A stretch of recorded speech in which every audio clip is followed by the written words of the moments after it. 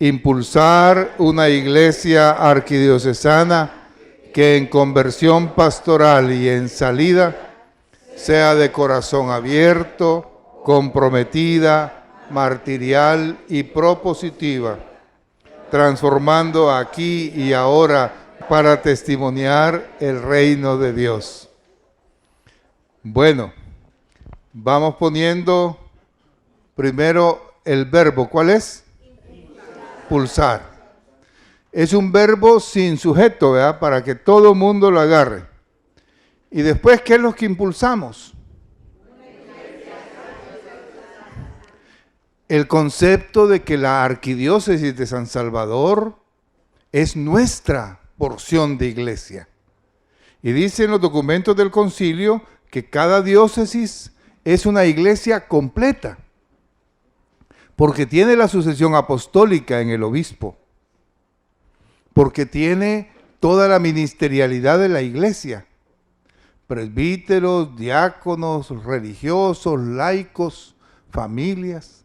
Tiene toda la diversidad de carismas y dones. Vive según el triple ministerio cada diócesis, todo lo profético con la palabra y la evangelización, todo lo litúrgico con la santificación, toda la caridad en la pastoral social. Es la iglesia completa.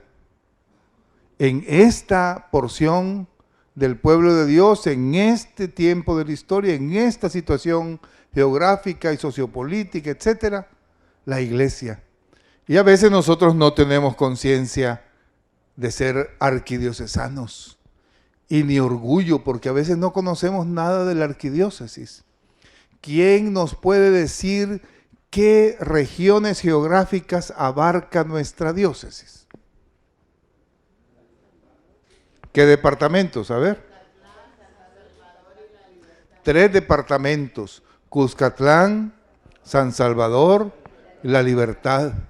Por ejemplo, Sonsonate es otra diócesis con otro obispo.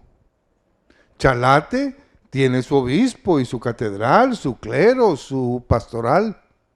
Y así San Vicente, Santiago de María, Zacatecoluca, San Miguel, Santana. Nosotros somos la arquidiócesis. Y esta arquidiócesis tiene una historia gloriosa. Ahorita no vamos a hacer un curso de historia aquí. Pero qué interesante uno preocuparse en su parroquia y preguntar, ¿y por qué dijeron que era una historia gloriosa? Tenemos unos obispos extraordinarios, 3 obispos con frutos inmensos. Y tenemos una historia de estar al día, de creatividad pastoral y de santidad y martirio. Y entonces hay que sentirse uno arquidiocesano. ¿Impulsar qué? Una iglesia arquidiocesana. Y entonces tiene 6 características el objetivo, ¿verdad? Los ponemos en parejas. De 2 en 2 esas características. Impulsar una iglesia arquidiocesana en conversión pastoral y en salida. Y después, de corazón abierto y comprometida. Y después, martirial y propositiva. Repitámoslo por parejas. Conversión pastoral y en salida. Y propositiva. Más fácil irlo por parejas. Impulsar ¿qué? Una iglesia arquidiocesana que en conversión pastoral y en salida, de corazón abierta y comprometida, martirial y propositiva, que haga. Entonces sigamos leyendo. Transformando aquí y ahora nuestra sociedad. Esa sería otra frase. Transformando aquí y ahora nuestra sociedad. ¿Qué es lo que queremos transformar? ¿Allá en el 3050? No, ahora. Allá cuando el reino venga, ya en el cielo la vamos a transformar. No, aquí. en el 2019 y 2020, aquí en estas trabazones, en estas parroquias, en los empleos, en las casas, en las colonias. ¿Nos encanta la sociedad como está? No. ¿Qué queremos hacer con esa sociedad? Transformarla. Entonces, volvamos. ¿Impulsar qué? ¿Cómo queremos que sea esa iglesia arquidiocesana? Misión pastoral y en salida. Marginal y propositiva. Transformando nuestra sociedad. ¿Para qué? Para testimoniar el reino de Dios. Cuando nosotros amamos a alguien, cuando perdonamos a alguien, cuando nos dejamos guiar por la fe, estamos testimoniando que el reino ya llegó. Cristo trajo ese reino. Y claro, ese reino va a ser aquí siempre defectuoso porque está mezclado el trigo ¿con qué? Con la cizaña. Nunca va a ser perfecto. Entonces miramos al obispo y allí va a haber también alguna cizaña. En los párrocos no, allí no. En los párrocos no. No se les vaya a ocurrir eso. Pero en ustedes sí. En ustedes sí. Entonces, trigo y cizaña. Y organizamos la pastoral familiar, que es magnífica. Y hay trigo y cizaña. Y los que adoran al Santísimo, trigo y cizaña. Y en todas partes, trigo y cizaña. Y en este plan y en la aplicación también. Pero ese reino ya está aquí. Hay unas espiritualidades raras que dicen que el reino solo va a estar allá. Y está la gente aquí viviendo a como le dé la gana, esperando que de panzazo algún padre llegue a última hora a perdonarle los pecados cuando está boqueando y ¡pum! El almita va a llegar al cielo de panzazo y no importa lo que pasó aquí. Eso no existe. No, Cristo vino aquí para transformar la situación humana, la realidad completa. ¿Se acuerdan que Él no solo perdonaba pecados, sino que también curaba los cuerpos? No solo daba de comer a los hambrientos, también nos dejó la Eucaristía. Toda la realidad de la persona, lo material, lo histórico, lo familiar, la salud, el hambre, y también la fe, la santidad, la caridad, toda la persona la salvó y trajo el reino. Conviértanse, el reino ya está. Y le mandó a preguntar a Juan Bautista, mira, me dicen cosas raras de ti, ¿sos vos o tenemos que esperar a otro? Vayan y díganle a Juan lo que están viendo. Los ciegos ven, los paralíticos se levantan. Y para los pobres hay buenas noticias. No, el reino ya había llegado. Son las características cuando la persona completa va cambiando. Entonces queremos una iglesia con 6 características para que se transforme la realidad, transformemos la realidad de nuestra sociedad aquí y ahora. Y ese reino, ya esté el testimonio de que ese reino ya está entre nosotros. Bueno, qué bonito si cada quien se aprende. La vez pasada rifamos unos viajes para los que sabían de memoria. Y algunos van a unos cruceros y otros a la final de la Champions, sin el Barcelona. Bueno, perdón. Hoy vamos a seguir entonces.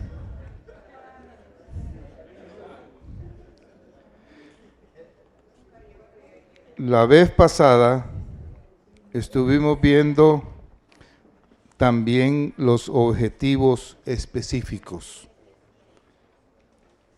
Hoy vamos a recordarlos a través de fijarnos un poquito en las actitudes que el plan nos pide. Abrimos en la página 91, por favor. Ahí tenemos el diagnóstico pastoral, que es la parte central del plan. central en cuanto que recoge el marco doctrinal, el marco de la realidad.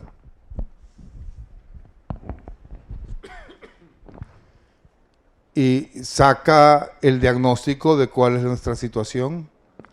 Ahí están los 10 problemas prioritarios que después vamos a estudiar otro momento. Y cuáles actitudes pastorales. Entonces, queremos fijarnos en eso. Hemos dicho que queremos una iglesia con unas características.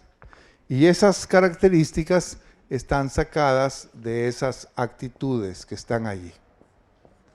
Hay básicamente 2 redacciones en el plan sobre estas actitudes. Uno aquí en el diagnóstico y la llama así, 5.2, actitudes pastorales para responder a los problemas. Tomando esas actitudes, se redactaron los objetivos específicos. Pero son 2 redacciones diferentes. En los objetivos, en palabras sencillas, complicaron la cosa. Entonces, es más puro la redacción y más directo para entenderlo más claro, como están redactadas aquí en las actitudes. Por eso quiero fijarme hoy un rato en esto para afianzarnos. Si nosotros queremos transformar la sociedad y manifestar al reino presente, el plan nos pide desarrollar unas actitudes pastorales, quiere decir en la acción que hacemos como parroquias, como movimientos, como comunidades, en esa acción, unas actitudes. Algunos los están llamando ya una espiritualidad con esas características. Algo que nos mueve desde adentro y que nos hace diferentes a nosotros. Y entonces vale la pena fijarse, y esta es la redacción más sencilla, entonces vamos a preferir esa. 6 actitudes. La primera dice allí, ¿cómo? Testimonial. Coherencia, fe y vida. Si ustedes miran el problema 8 que está en la misma página, ¿qué dice? Desconexión entre fe y vida.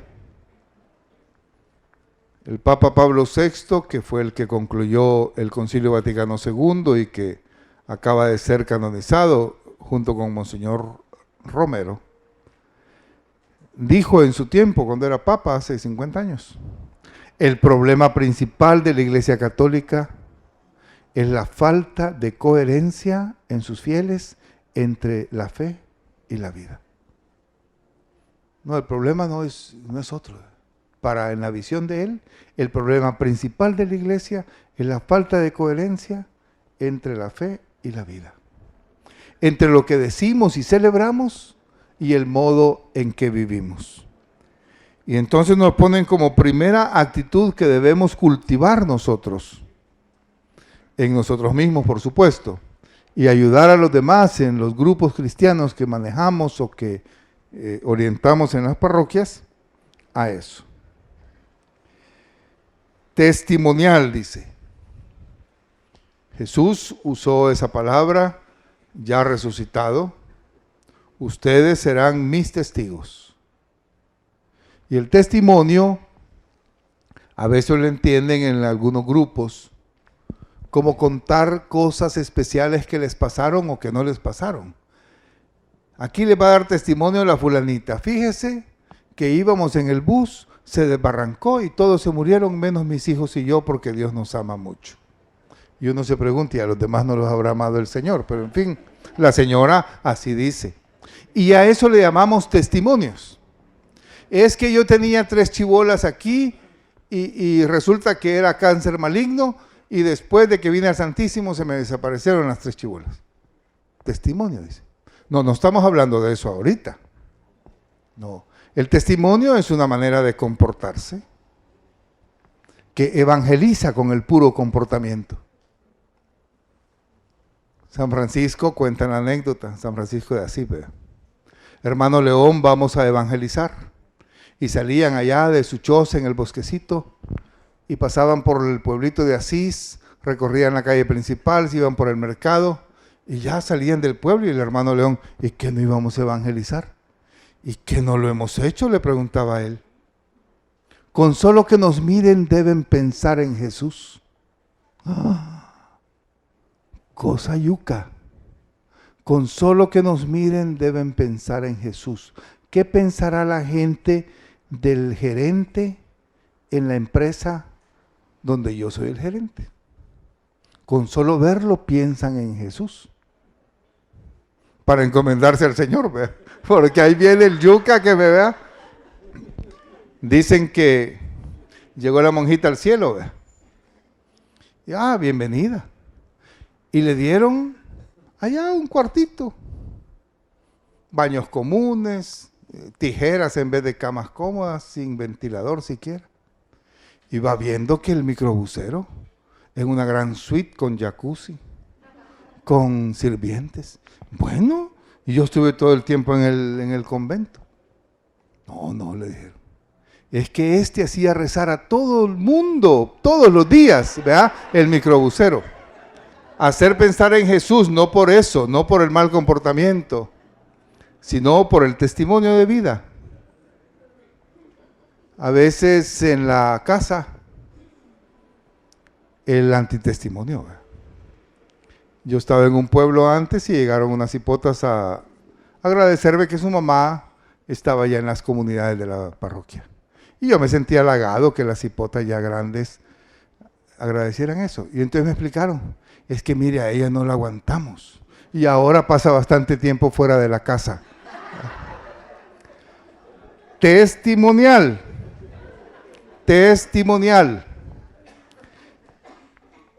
Nuestro comportamiento da testimonio de Cristo resucitado en una vida diferente, porque hablo distinto, porque pienso con otra lógica, porque trato a las personas de otra manera, porque mi dinero, mi tiempo, mi cuerpo lo uso en cosas buenas y justas, y porque con solo verme la gente dice, qué bonito es el compañero de trabajo de este.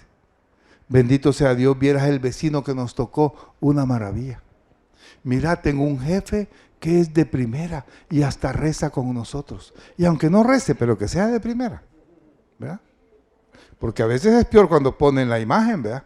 En el negocio, ve la vieja tal, mira, hasta Cristo puso allí, vieras cuánto nos paga, ¿verdad?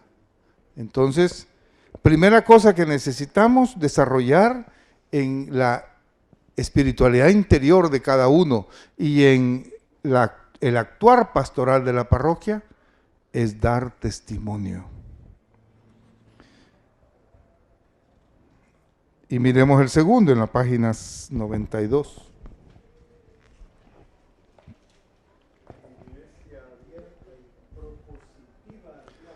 Y entonces lo primero dice testimonial y es la coherencia, ¿verdad? Coherencia, fe y vida. Que pegue. Miren el siguiente y podemos todavía reducirlo para tenerlo más claro, el número 2. Iglesia abierta y propositiva. Eso ya lo sabemos en el objetivo. Esa frasecita pasó al objetivo. Y está explicado allí en la página 104. ¿Qué es eso de propositivo? Y ocuparon las palabras raras del Papa argentino, primeriar, adelantarse a, involucrarse. Propositivo es lo contrario de estar pasivo, vea. Me vale. Miro las cosas, tal vez hasta me quejo, pero no avanzo, no hago nada. no salgo. Nos piden ser una iglesia abierta. Lo contrario de abierto, ¿qué es? Ajá. Y a veces nuestra iglesia y nuestros juicios son súper cerrados, vea. Sin oír, condenamos. Sin experimentar, decimos, no, eso no se hace aquí. El que es un poquito diferente porque reza de otro modo, no. El que se viste de otro modo, ush. El que come o opina de otro modo, peor. Y no se diga el que le gustan cosas de otro modo. Ese está ya en el último. ¿Y qué no es una iglesia abierta? Y que dialoga. Y eso lo podríamos juntar con lo que dice la tercera actitud. Iglesia abierta y después dice corazón abierto, ¿verdad? Iglesia abierta y propositiva, las dos cosas pasaron al objetivo. Corazón abierto, podríamos decir que la expresión nos indica algo más de sentimiento, algo más cálido, algo más humano, no institucional simplemente, no por procedimientos, no por normativas, sino con un acercamiento y calor humano. El Papa dice, hay que acercarse, ir a las periferias, salir y tocar las llagas de Cristo en el hermano. Esas llagas pueden ser soledad, esa llaga puede ser desempleo, esa llaga puede ser drogadicción. Tocar las llagas, no huir de las llagas. No, nosotros no estamos en un vivero. El modelo de la iglesia no es un vivero para protegerme de las plagas del mundo. No, hombre. Es una iglesia en salida. Una iglesia que tiene las puertas abiertas, capaz de tomar iniciativas, y le duele lo de su hermano. También le alegra lo de su hermano. Y eso es de San Pablo. Lloren con el que llora, rían con el que ríe. Estoy en la jugada con mis hermanos. Y algunos le llaman a eso una iglesia samaritana. ¿Qué hizo el samaritano con el que estaba tirado? Lo recogió, se hizo cargo, etc. ¿Qué hicieron los de la parroquia de allá entonces, cuando vieron al samaritano? Pasaron de largo. El párroco y ustedes, ¿verdad? Porque pasó el sacerdote y los levitas, los ayudantes del sacerdote. Seguimos de largo. Y entonces, ¿dónde están los diálogos y el corazón abierto con toda la gente diferente? Los divorciados, vueltos a casar, 4 veces divorciados. ¿Dónde están los jóvenes en problemas? ¿Dónde está la gente con adicciones? ¿Dónde está el diálogo con la gente que piensa en morales de otro modo? Y que tiene otras tendencias y otras opiniones y otras ideologías. Crear en nosotros unas actitudes, no solo personales, porque está hablando de actitudes pastorales. Es decir, que el modo en que la parroquia organiza su pastoral es con estas actitudes. El modo en que mi comunidad o mi movimiento responde a la gente y la busca es con esas actitudes. Y entonces nos está pidiendo unos cambios interiores, por eso le llaman unos una espiritualidad. Este es el 1, aquí juntamos 2 y 3. Miremos el 4, que ese es súper interesante y súper necesario. ¿Qué dice el 4?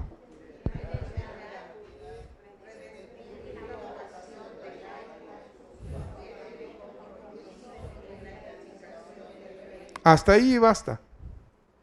¿verdad? Redescubrir la vocación del laico, redescubrir su papel, redescubrir su compromiso en la edificación del reino.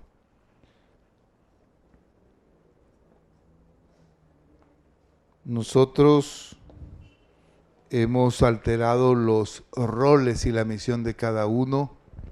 Ya la vez pasada hablábamos de eso.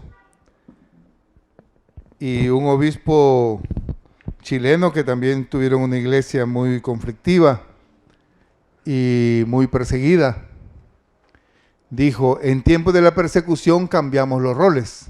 Los padres nos salimos a la calle a lo social y los laicos se metieron a los templos a rezar el rosario.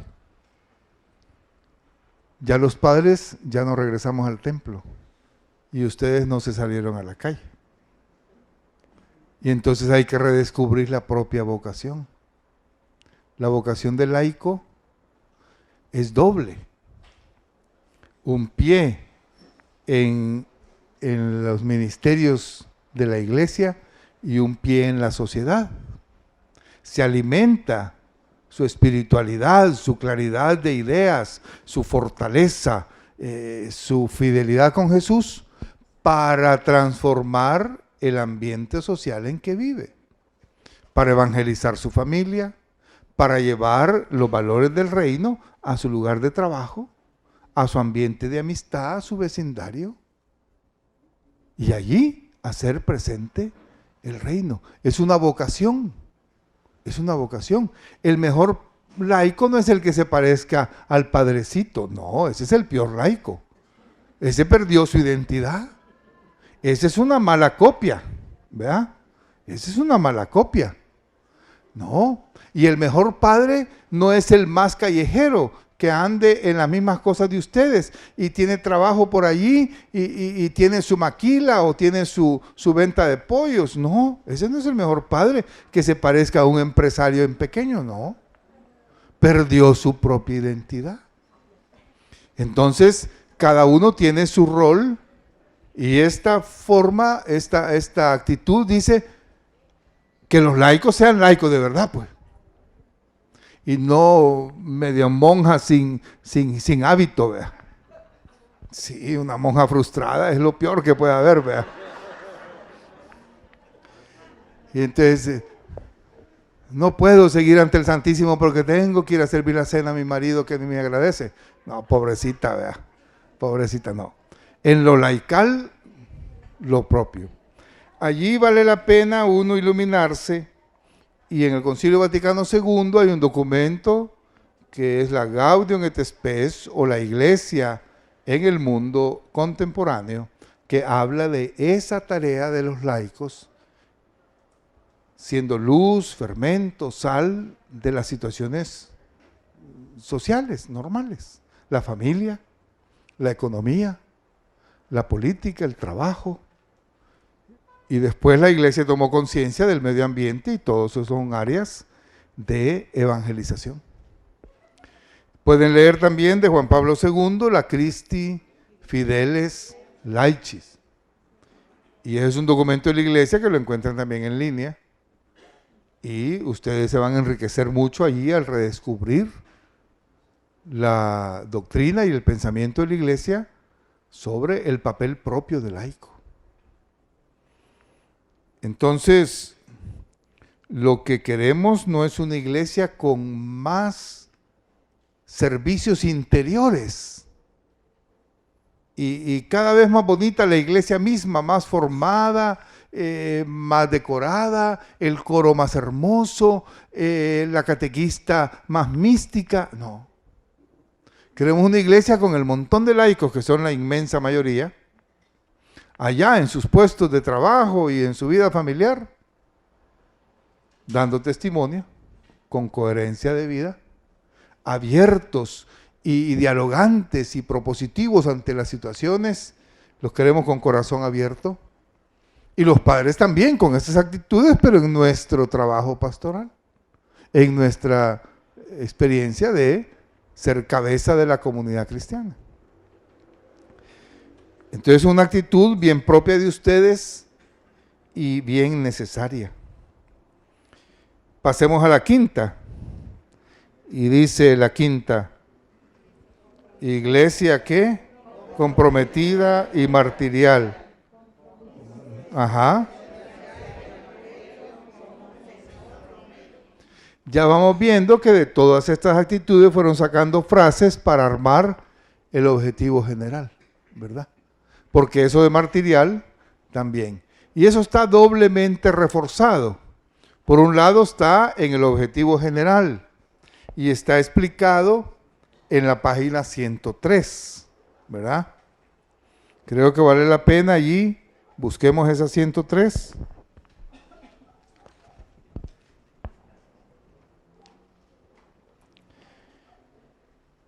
Y mártir es una palabra griega que quiere decir testigo. Claro que después se fue enriqueciendo hasta identificarlo con el que da testimonio de tal manera que entregó su vida siendo asesinado. Miren el tercer párrafo de la página 103 donde habla de martirial. Queremos ser una iglesia del testimonio, que nos conozcan más que por lo que hablamos, por las obras que acompañan y hacen visible los signos del reino de Dios. No tanta pajita, cante menos y dé más testimonio. Menos oracioncitas y novenitas y más caridad. Sea más honrado aunque haga menos retiros. Y deje de poner tanto sticker y 20,000 medallas en el cuello y cadenas en las manos y anillos de la Santísima Virgen. Mejor sea más caritativo con los pobres, ¿verdad? Que nos conozcan más no por lo que hablamos, sino por las obras que acompañan y hacen visible los signos del reino de Dios. Y sigue, una iglesia pobre con los pobres.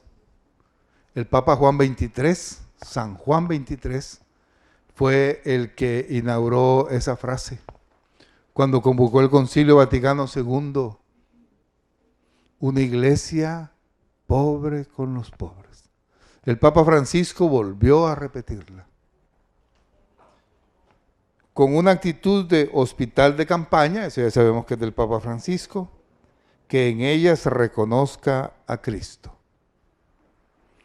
Y creo que el último párrafo también es importante. No podemos olvidar las enseñanzas del señor arzobispo, el actual, en su carta pastoral. Cristo es el mártir por excelencia, el testigo del Padre y el que entregó su vida, ¿verdad? Con sangre. La iglesia debe estar dispuesta al derramamiento de la sangre, a jugarnos la vida por la fe. Sabemos que nuestro compromiso con el reino de Dios nos llevará a pagar consecuencias. No estamos jugando al héroe, sino que queremos poner los pies en la tierra. Si usted empieza a actuar con justicia y con verdad, va a tener problemas también en su trabajo,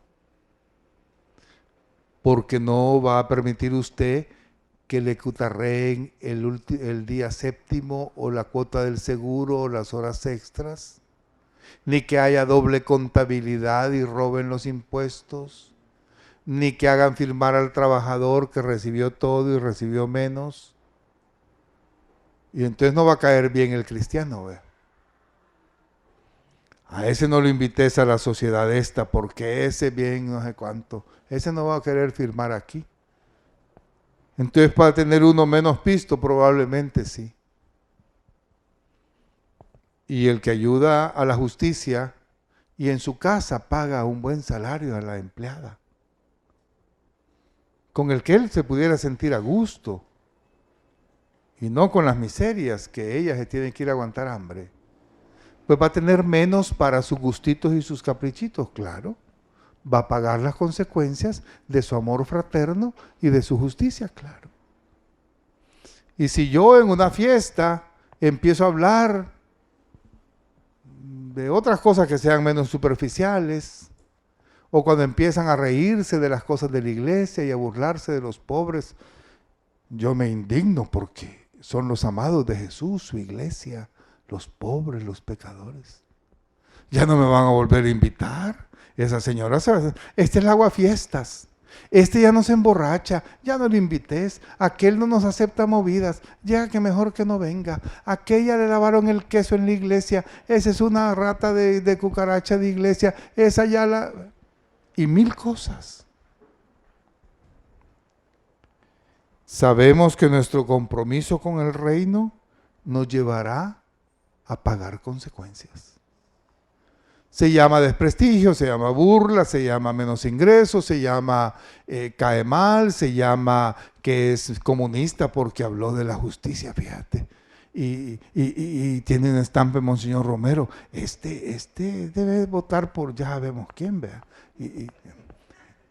Entonces, no se diga consecuencias más grandes en la propia casa, entre los que se decían amigos de uno.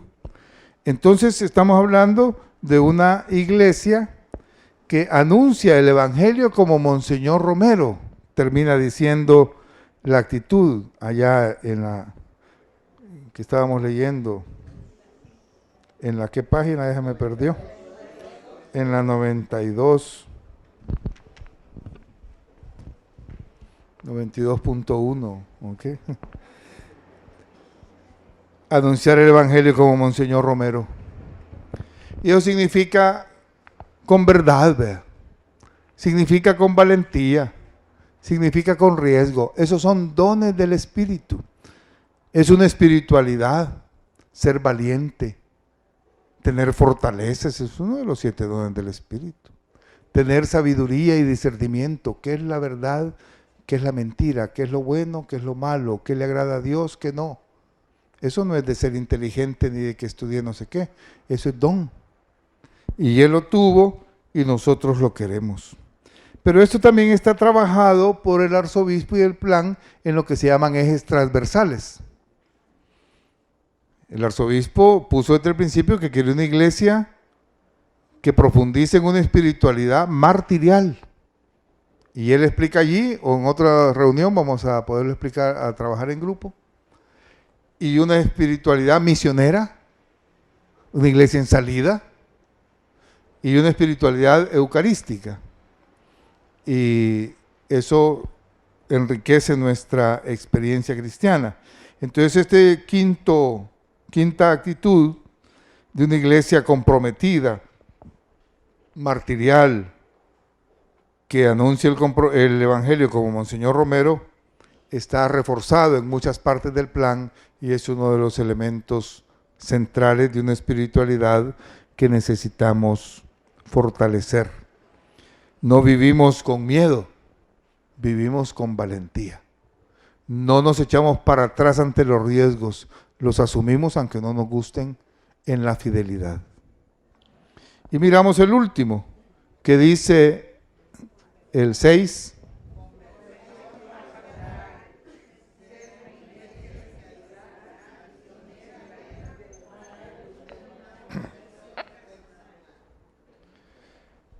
Conversión pastoral.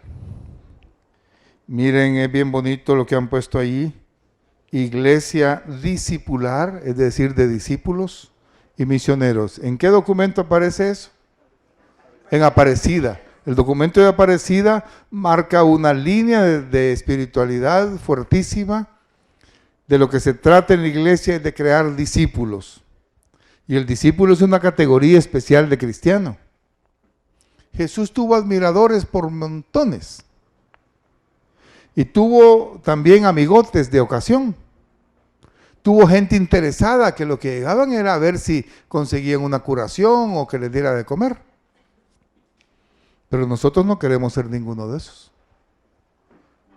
Amigote de ocasión, cuando tengo una angustia y no dejo de pedir, y en cuanto consigo que la cosa se componga, si te vi no me acuerdo. Y todos conocemos gente así. Hay gente que llena la iglesia no porque ame al Señor, sino porque se ama a sí mismo y anda buscando su propio provecho. ando buscando que me cuide a mi niña, que me cure a mi marido, que me consiga trabajo, que me quite este dolama. Eso es lo que me importa. Él no me importa, me importo yo. No, nosotros no queremos ser de esos. Hay gente que son admiradores de Jesús. Hablan maravillas, les encanta. ¿Y los vemos cuándo? Miércoles de ceniza, Domingo de Ramos, Viernes Santo. Les encanta el Viernes Santo, ¿verdad? Y entonces hacen procesiones de 18 horas. Y después viven a riata el resto del año. Penquean a la mujer, son contrabandistas, ¿verdad? De todo. Son simpatizantes de Jesús. No queremos ser eso nosotros en la iglesia.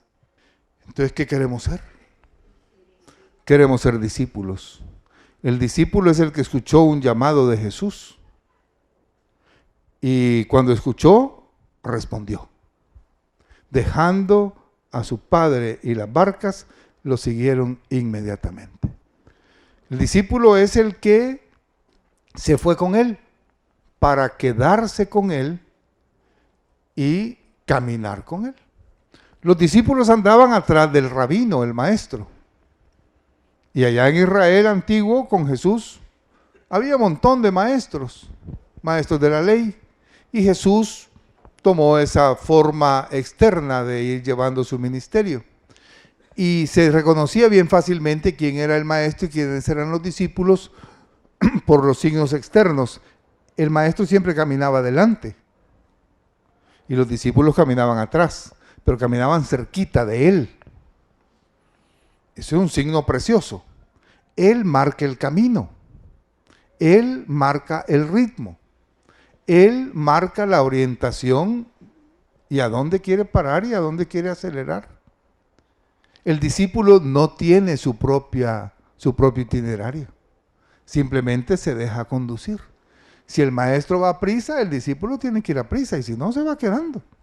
Y si el maestro se detiene, el discípulo se entretiene.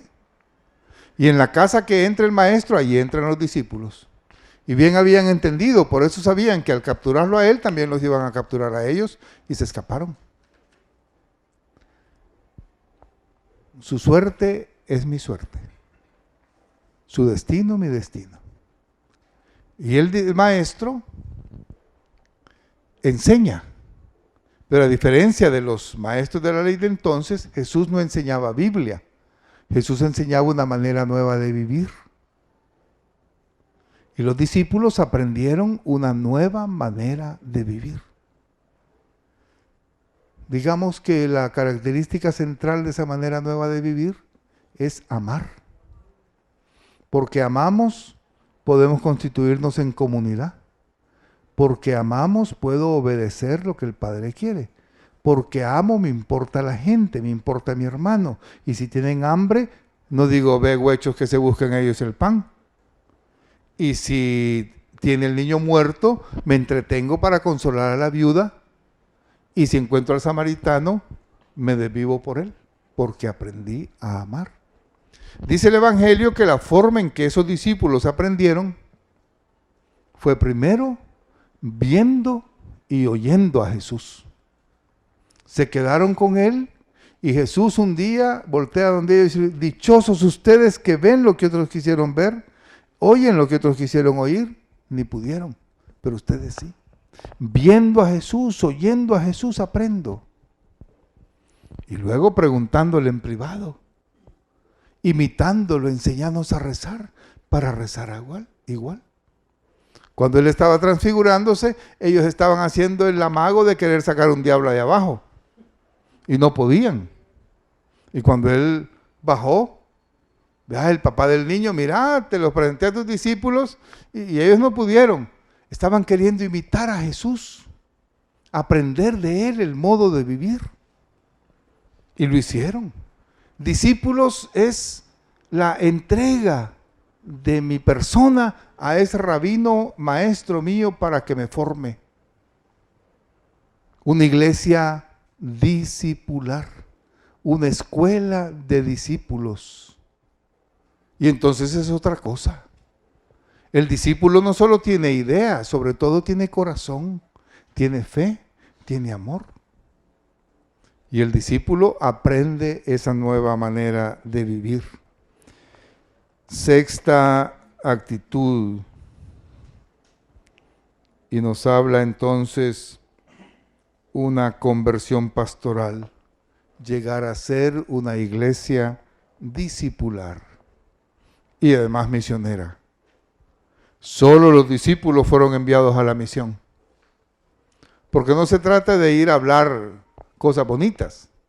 Se trata de ir a transmitir una experiencia. No se trata de llevar una doctrina. Se trata de llevar una vivencia.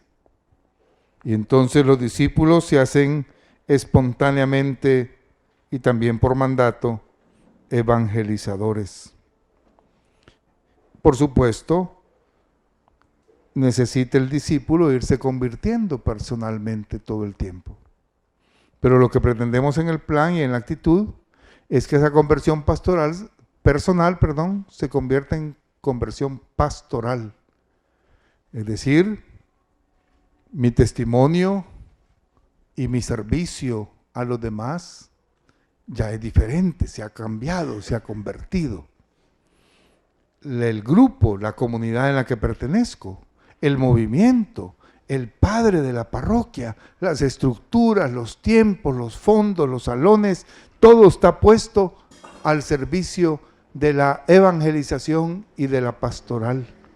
Lo que empezó como personal terminó siendo de toda la acción de la iglesia en la pastoral. 6 actitudes que van a marcar todo el plan de pastoral.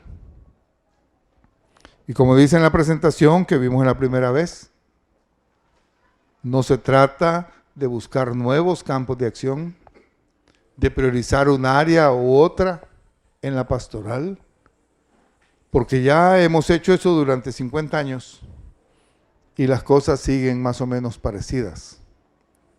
Lo que descubrimos, guiados, creemos por el Espíritu de Dios, es que Él nos está pidiendo que todos en la iglesia, sacerdotes y laicos, todos los que somos agentes de pastoral, tengamos otra interioridad, otra espiritualidad que nos lleve a actuar diferente. Y eso es lo que está resumido en esas 6 características o actitudes pastorales para, como dice allí, responder a los problemas.